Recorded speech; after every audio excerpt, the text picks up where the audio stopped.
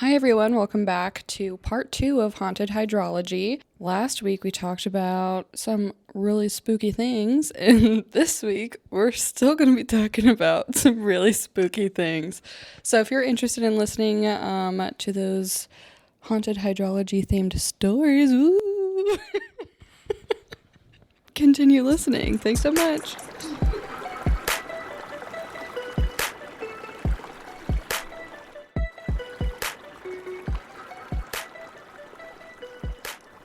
So, on the theme of haunted rocks, this one is Haunted Rocks, a mystery at the park. This one's also, gonna take a weird turn, so it's okay. It's slightly related to water. So, according to legend, during the winter of 1849, a group of pioneers lost their way in a vast, forbidding valley. When they finally made it out, one of the men turned back and said, "Goodbye, Death Valley." Today, many USGS scientists say hello, Death Valley, as they visit the now national park to research its ecosystems and geology.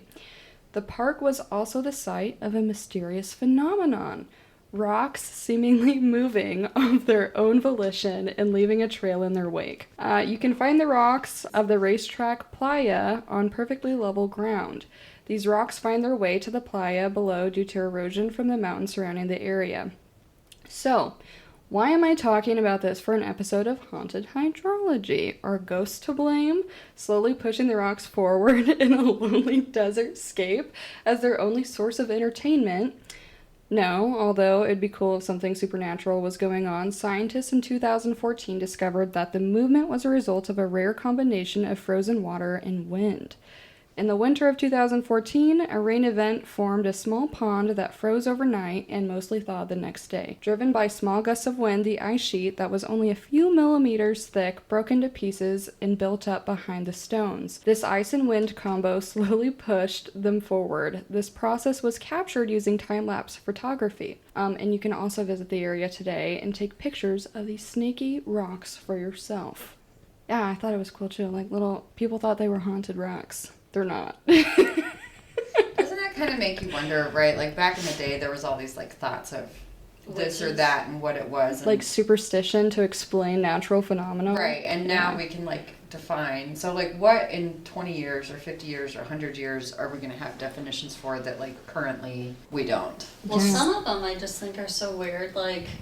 If you were able to drown, you were not a witch, but it would be too late. Yeah, if you float, then you're a witch. So if you have fat, you're a witch. Or if someone didn't like you, you were a witch because that was how they got rid of you. Yeah, exactly, yeah. If you float, you're a witch. If you sink, you're not. But oops, sorry. Sorry, you're dead now. Anyway. My bad. Sorry, we would have saved you, but I didn't want to get wet.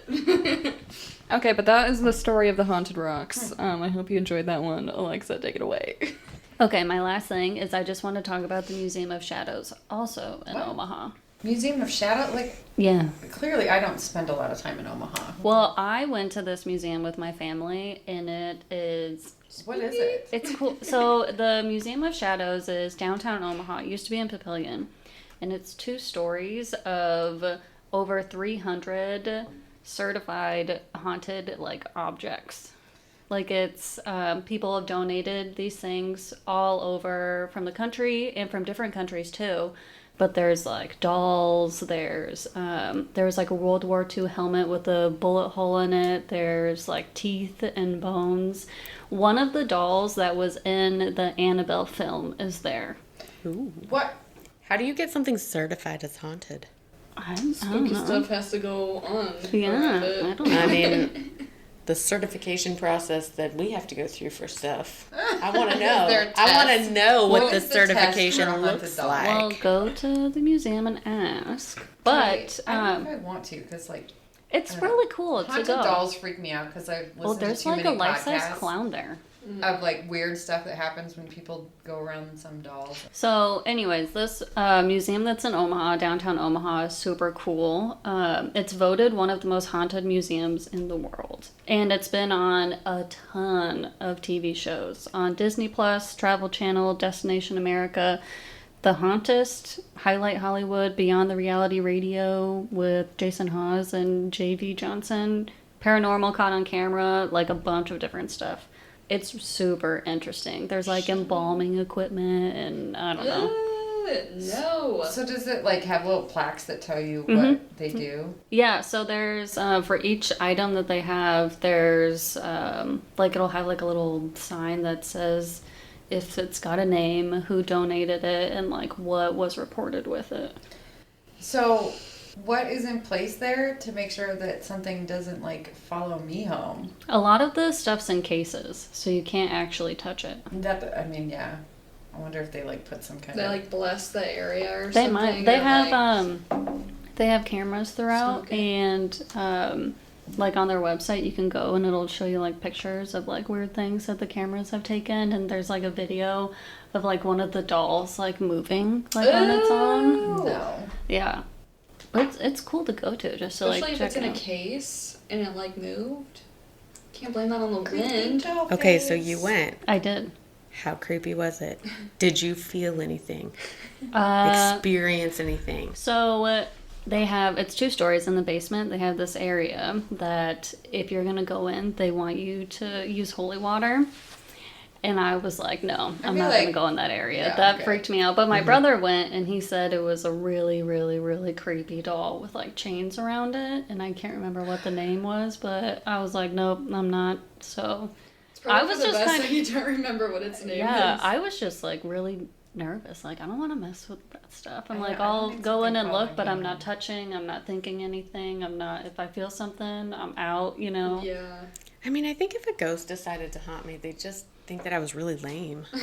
This girl Right? is so God, she's boring. boring. We're I need to outta find someone here. else to haunt. They would Someone be that like, has more fun. they'd be like, really? Another floodplain? Really? Some more maps. Jeez. Don't you do anything else? Well, that makes me wonder. No. So this last one is called Ghoulish Goblin Bridges. So Goblin Gates is a narrow gorge on the Elwha River. It's at the Olympic National Park in Washington State. It has jagged and weathered rocks and rushing waters that led to its strange naming. We'll get into that later.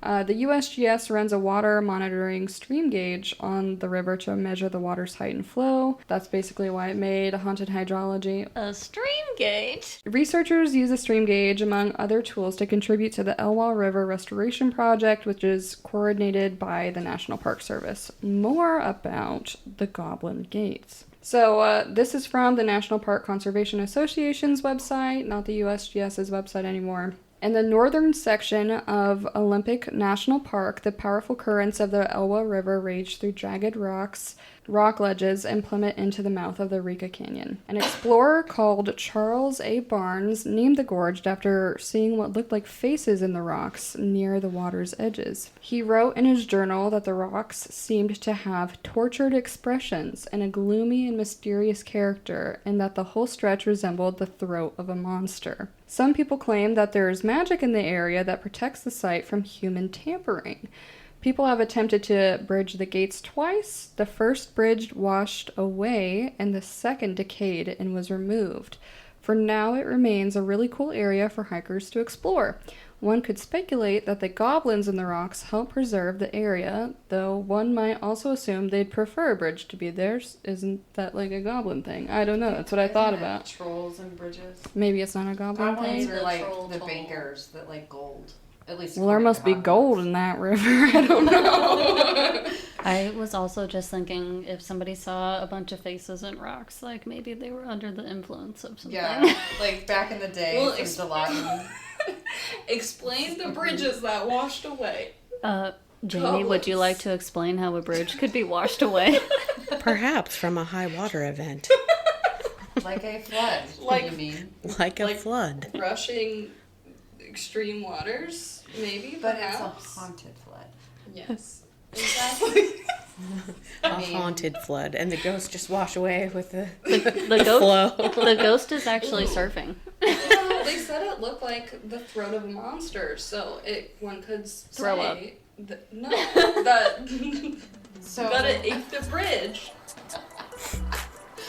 Thank you guys for participating in parts 1 and 2 of this Haunted Hydrology episode. Okay, but yeah, thanks guys, and you. we'll see you again next time. happy Halloween. Break time's over. Break time's over, and happy Halloween.